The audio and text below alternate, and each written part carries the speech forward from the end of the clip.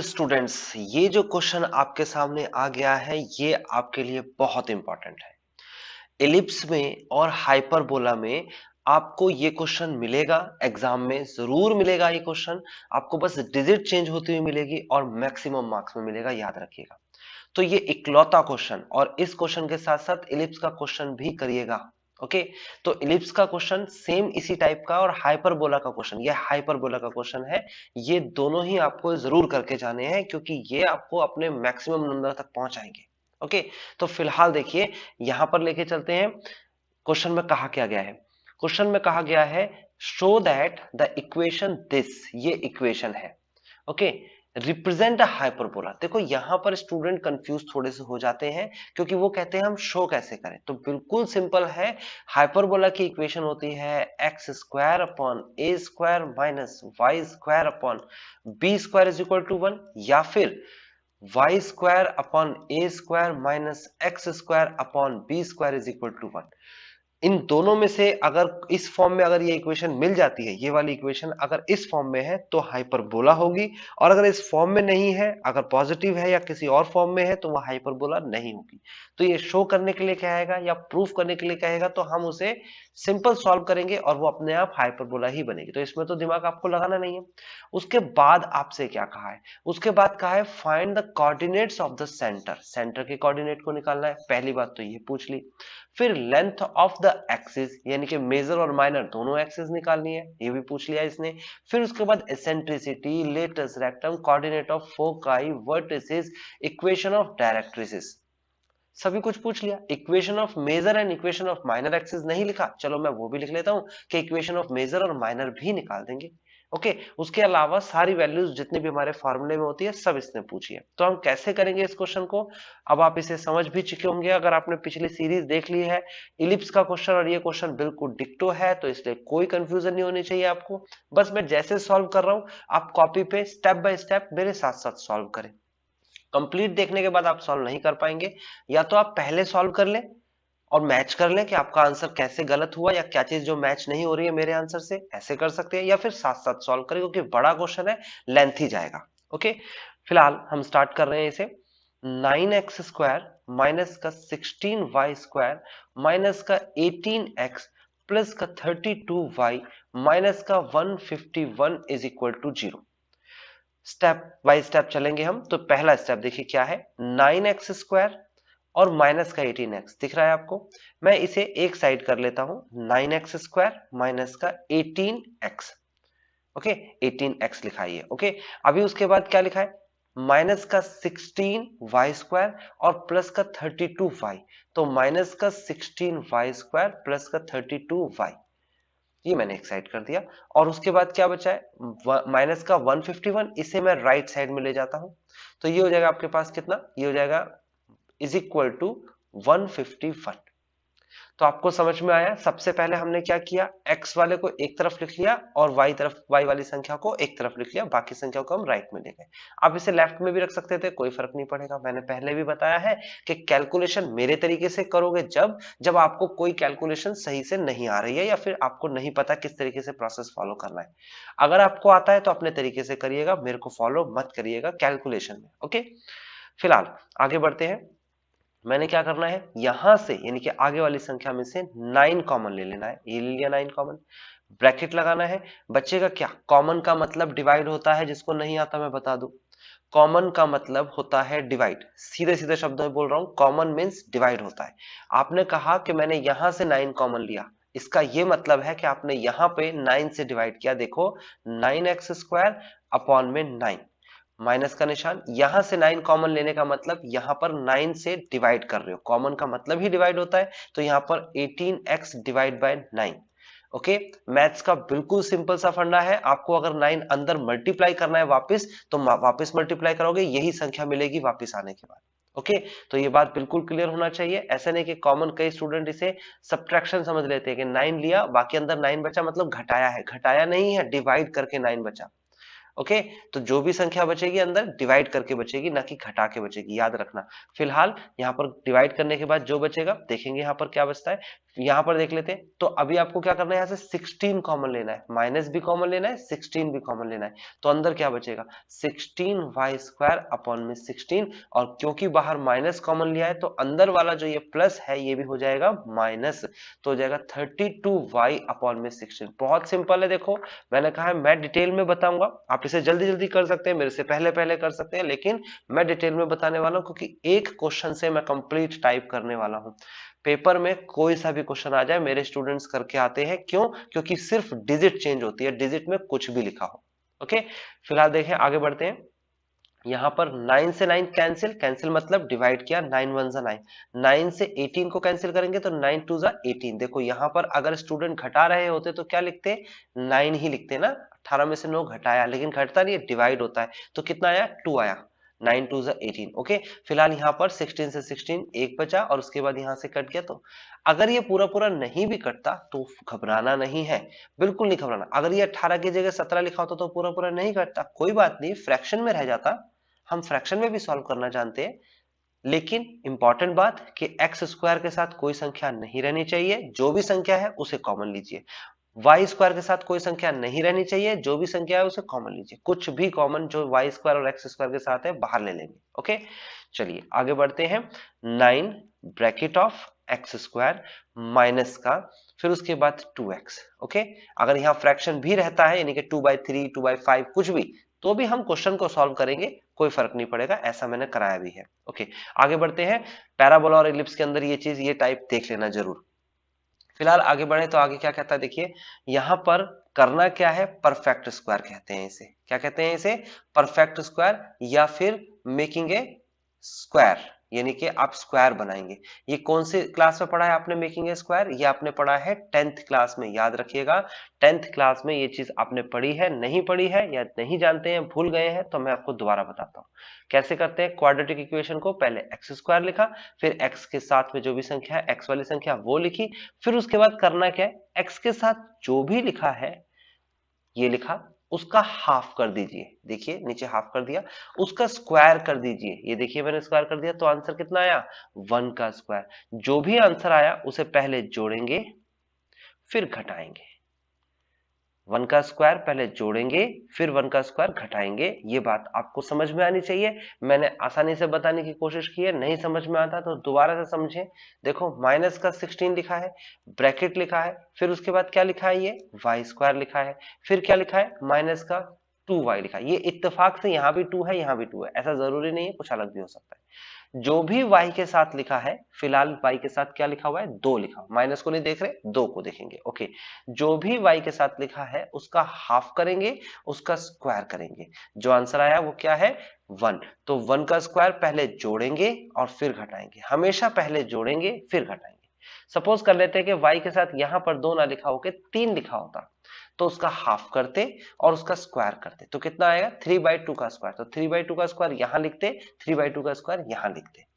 तो आपको समझ में आ गया किस तरीके से करा जाएगा, ये परफेक्ट स्क्वायर बनाने की ये पहला स्टेप है। ओके, पहले भी बता चुका हूं मैं, बट ये दोबारा से रिपीट करते हैं क्योंकि ये स्टूडेंट्स को बार बार सीखना होता है। 151 ऐसे ही लिखेंगे। अब यहां से फॉर्मूला बन गया, ये फॉर्मूला है और ये फॉर्मूला है। फॉर्मूला बहुत बेसिक है, आपको फॉर्मूला पता होना चाहिए, A square minus 2ab plus B square, ये फॉर्मूला है। फॉर्मूला होता है a माइनस बी का होल स्क्वायर। तो a की जगह किसने ले ली, x ने, और b की जगह किसने ले ली, 1 ने, 2ab की जगह पर ये बीच में 2ab। सेम यही फॉर्मूला यहां लगेगा, a square minus 2ab plus B square is equal to होता है a माइनस बी का होल स्क्वायर। a की जगह इस बार y ने ले ली और b की जगह यहां पर 1 ही रहेगा।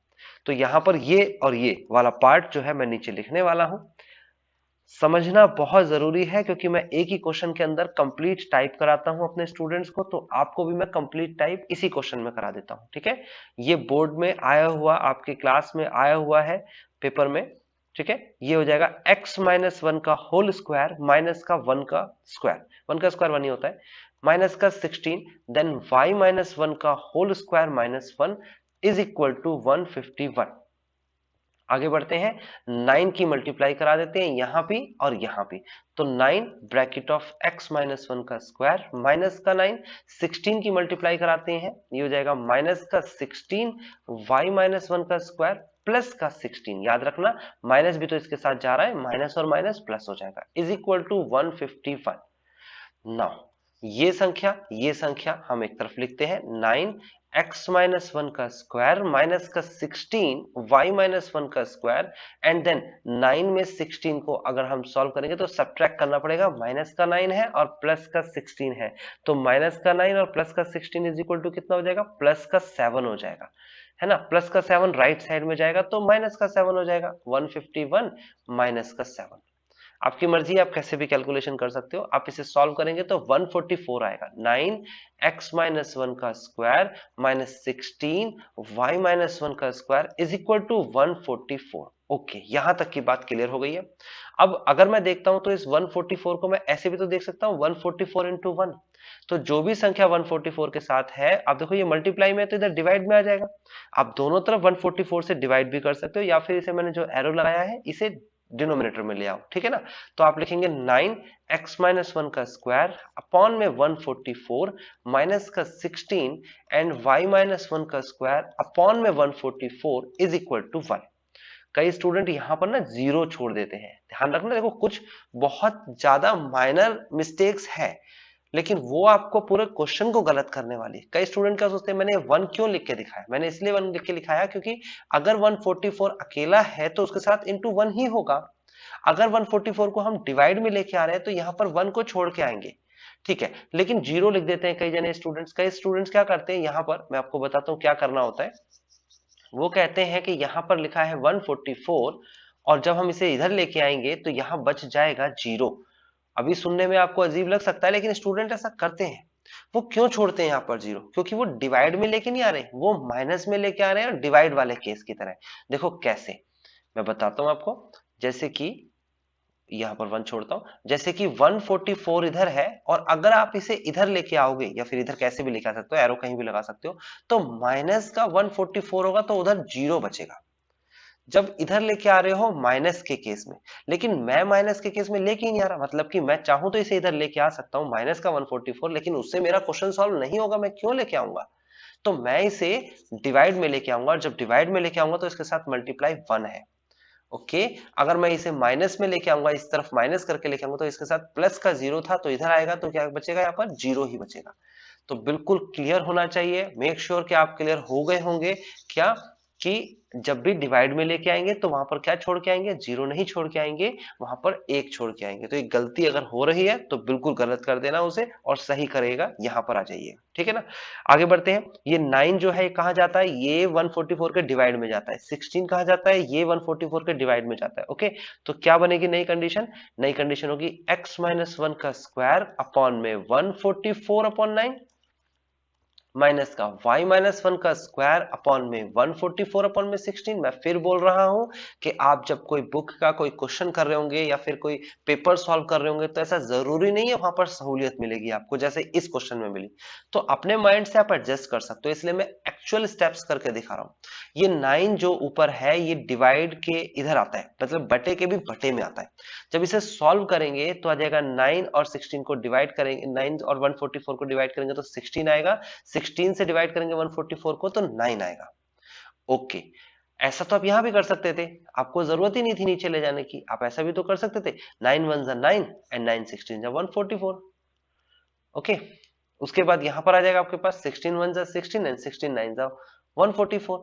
आपको कहोगे सर ये तो बड़ा आसान था, आप बिना फालतू में एक स्टेप करा रहे हो, तो मैं आपको बोल दूं कि अगर यहाँ 9 ना होके 8 लिखा होता तब क्या करते, अगर यहाँ 7 लिखा होता तब क्या करते, अगर पूरा पूरा नहीं कट रहा तो क्या ऊपर छोड़ते, नहीं जी, ऊपर नहीं छोड़ते, वो नीचे ही आता, यानी यहाँ रह जाता 7 या 8, नीचे ही रहते, यानी बटे की संख्या रह जाती है यहाँ पर। कोई बात नहीं, बटे की संख्या रह सकती है, क्वेश्चन में हो सकता है फ्रैक्शन, ठीक है ना।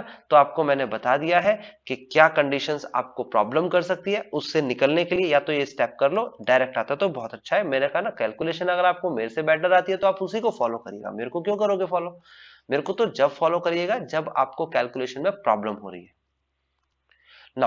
तो हमारे सामने फाइनली क्या हो गया, ये शो हो गया है कि ये हाइपरबोला की ही इक्वेशन है।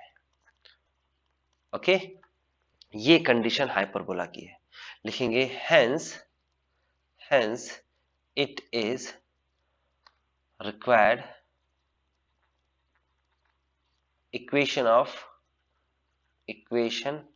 Of hyperbola. तो आपको पहले तो कह रहा था शो करके दिखाइए, शो कर दिया। अब यहां से तो क्वेश्चन शुरू हुआ है, हम इसे लेट कर लेंगे। क्या लेट कर लेंगे? Capital X is equal to X minus one, capital Y is equal to Y minus one. Okay, कई बुक्स के अंदर या कई टीचर्स कराएंगे इसे यू लिख लेंगे, u is equal to X minus one and v is equal to Y minus one. तो आप u v लेके भी कर सकते हो, बट मैं तो कैपिटल एक्स कैपिटल वाई करके दिखाऊंगा आपको, ठीक है ना? मतलब कुछ और भी लिखा जा सकता है। अभी आपका आगे करेंगे तो x का स्क्वायर अपॉन में 16 माइनस का y का स्क्वायर, y को कैपिटल बना लेते है ना, अपॉन में 9 इज इक्वल टू 1। यहां तक की बात बिल्कुल क्लियर हो गई है। अब आपको क्या करना है? अब आपको बहुत सिंपल सा काम है, बाय कंपेयरिंग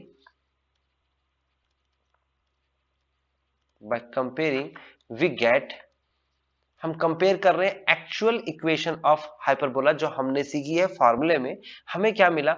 ये नीचे वाला ए स्क्वायर होता है और ये नीचे वाला बी स्क्वायर होता है। हमें ए स्क्वायर और बी स्क्वायर मिल चुका है, तो सी स्क्वायर भी निकाल लीजिए साथ साथ। तो सी स्क्वायर होता है A square plus B square, then ये हो जाएगा 16 प्लस 9 और ऐड करेंगे तो आएगा 25। तो सी स्क्वायर 25 आ गया, तो इसका मतलब हो गया सी की वैल्यू आ गई हमारे पास कितना? रूट ऑफ 25 यानी कि 5।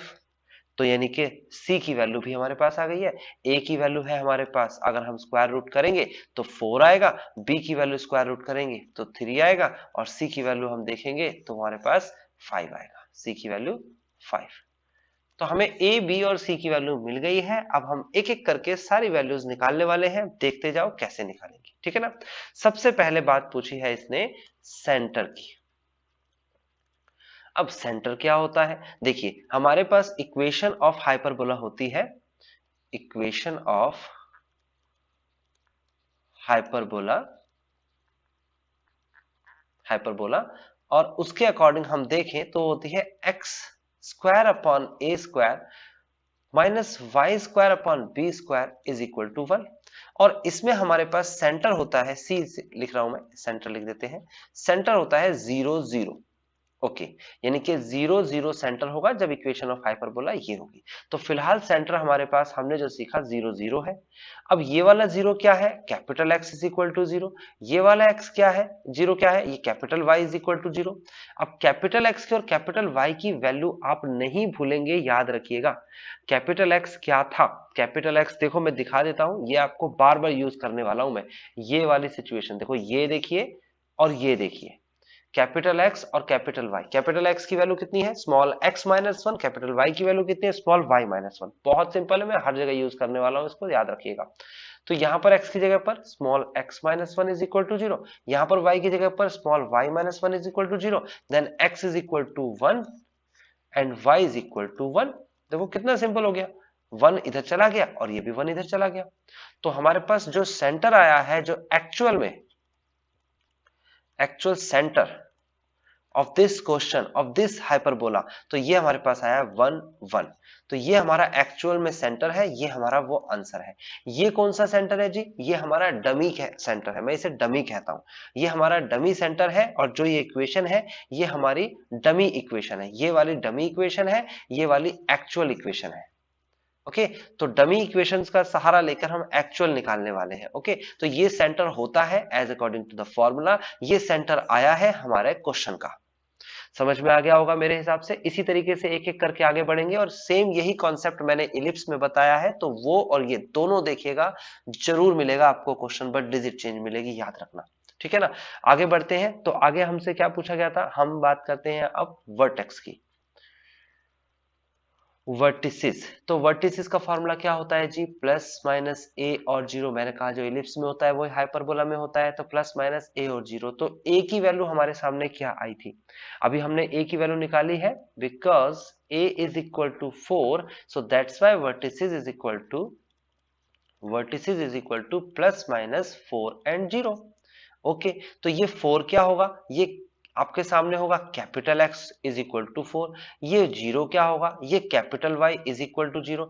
कैपिटल X की वैल्यू कितनी है अभी बताइए, x minus 1 is equal to 4। उसके बाद ये कितनी वैल्यू है, ये हो जाएगा कैपिटल Y का यानी y minus 1 is equal to 0। अब यहाँ पर 4 प्लस माइनस में होगा, प्लस माइनस में लिखिएगा तो सेकंड, चलो भाई मिट चाहिए,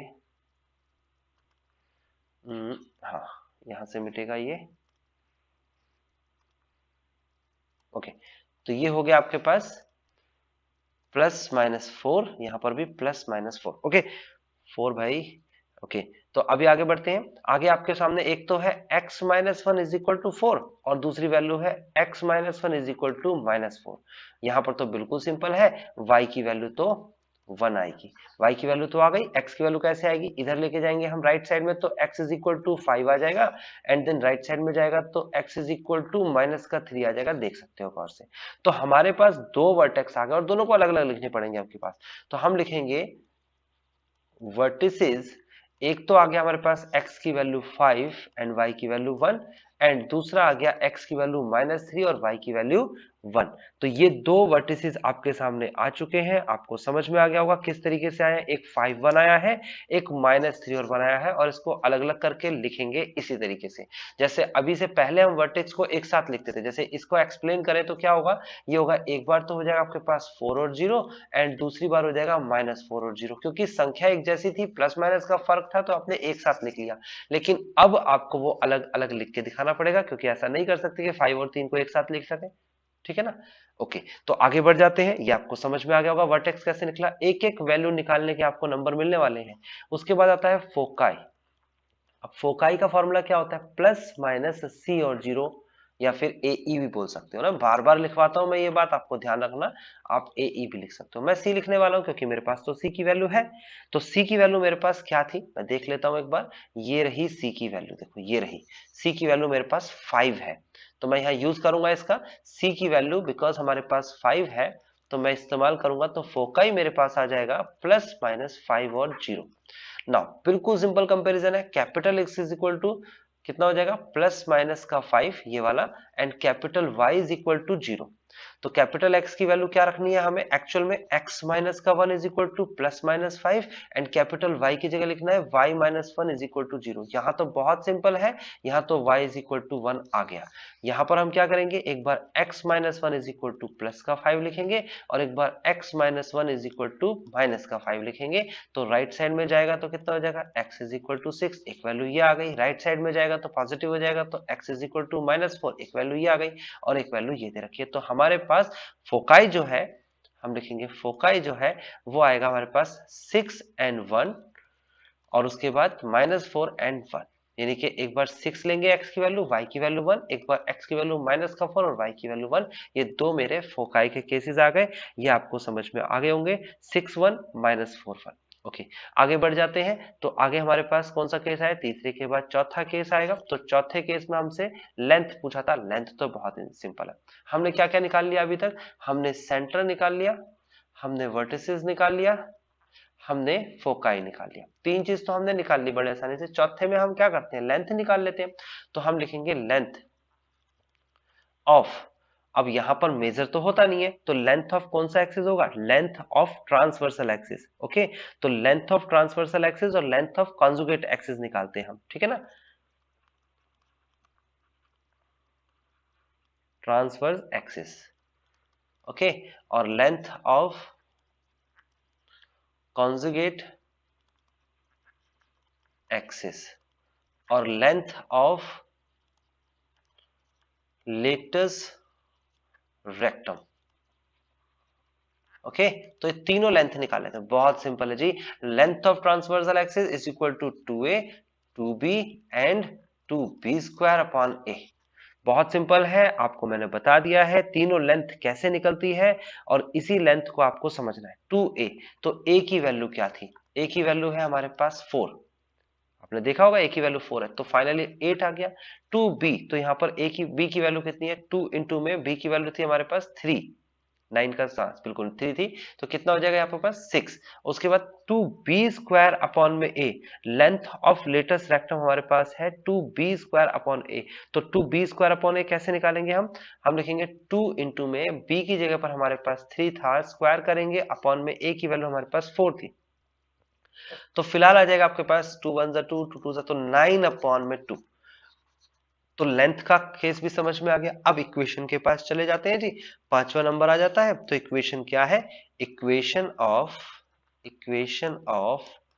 सबसे पहले मैं हालांकि इसमें बोला नहीं था, हम लेकिन लिखेंगे क्या? Transverse axis. ओके, फिर इक्वेशन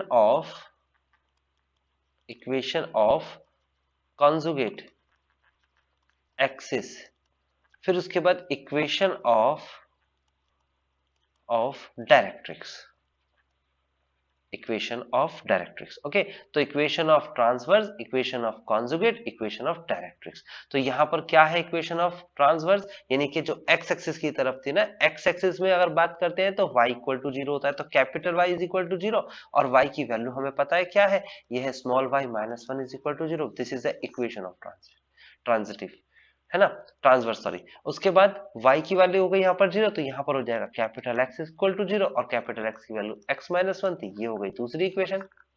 तीसरी इक्वेशन बात करते हैं इक्वेशन ऑफ डायरेक्ट्रिक्स। अब जरा गौर से देखो कैसे बनेगा। ये आपके पास हाइपरबोला है, ये हो गई डायरेक्ट्रिक्स।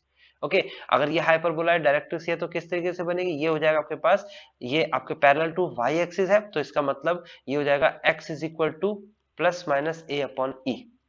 हमारा फॉर्मूला होता है x is equal to plus minus a upon E, ये फॉर्मूला होता है इक्वेशन ऑफ डायरेक्ट्रिक्स का। तो हम क्या करेंगे, a की और e की वैल्यू रख देंगे। तो a की और e की वैल्यू हमारे को क्या दे रखी थी वो देखते हैं। देखिए, ये हो जाएगा, पहले तो x की वैल्यू है हमारे पास x minus 1 equal to plus minus a की वैल्यू हमारे को दे रखी है 4, और e की वैल्यू हमारी आई थी 5। एक बार पॉजिटिव का केस लेंगे, पॉजिटिव वाला, तो उसमें लिखेंगे x minus 1 is equal to plus का 4 अपॉन 5। एक बार नेगेटिव का केस लेंगे तो उसमें हो जाएगा x minus 1 is equal to minus का 4 अपॉन 5। आप राइट साइड में 1 लेके जाएंगे, यहां पर भी और यहां पर भी, तो ये आ जाएगा आपके पास कितना, x is equal to 4 upon 5 plus का 1, and then x is equal to minus 4 upon 5 plus का 1। जब इसे सॉल्व करेंगे, एलसीएम लेंगे, तो कितना आएगा 5, ये हो जाएगा 4 plus 5, and this is x is equal to 9 upon 5। यहां पर एलसीएम लेंगे तो x इज इक्वल टू, ये आ जाएगा आपके पास माइनस का 4 प्लस 5 अपॉन में 5, and then x is equal to 1 upon 5। तो अगर मैं बात इक्वेशन की करूं तो तरीके से इक्वेशन की तरह लिख लेते हैं ना, 5x is equal to 9, and left में लेके आएंगे तो फाइनली हमारे पास आ जाएगा 5x minus 9 is equal to 0। This is the equation of directrix. दूसरे केस में क्या हो जाएगा, 5x is equal to 1, left में लेके आएंगे तो 5x minus 1 is equal to 0। This is another equation of directrix. तो डायरेक्ट्रिक्स की दो इक्वेशंस आपके सामने आ गई। तो गाइज आपको समझ में आ गया कि ये क्वेश्चन लेंथी जरूर है, लेकिन ये अकेला क्वेश्चन है जो कि आपके लिए मतलब एक तो सबसे ज्यादा नंबर आपको दिलवाएगा। सबसे ज्यादा का मतलब हो गया, अगर आपकी क्लास में 10 मार्क्स का सबसे ज्यादा नंबर का क्वेश्चन आता है तो वो ये होगा, 20 मार्क्स का आता है तो वो ये होगा। यानी कि हाइपरबोला और इलिप्स दोनों को समझ लेना, अच्छे से पढ़ लेना, और इसका क्वेश्चन आपको जरूर दिखेगा तो आपको मेरी बात याद आएगी। ओके, तो ये क्वेश्चन आसान भी है इसीलिए क्योंकि एक क्वेश्चन से कंप्लीट टाइप हो जाएगी। मैंने कोशिश करी है स्टेप बाय स्टेप वो सारी चीज बताने की, जिससे कि आप अगर इक्वेशन में, अगर इसमें अगर डिजिट रिप्लेस होती है और डिजिट रिप्लेस होने के बाद आपको प्रॉब्लम आती है तो वो प्रॉब्लम से आप निकल सकते हो। बस थोड़ा कॉन्फिडेंस दिखा देना और वो आपसे हो जाएगा। ओके गाइज, तो मिलते हैं हम नेक्स्ट टाइप के पास। ओके गाइज, तो चलते हैं हम नेक्स्ट टाइप के पास।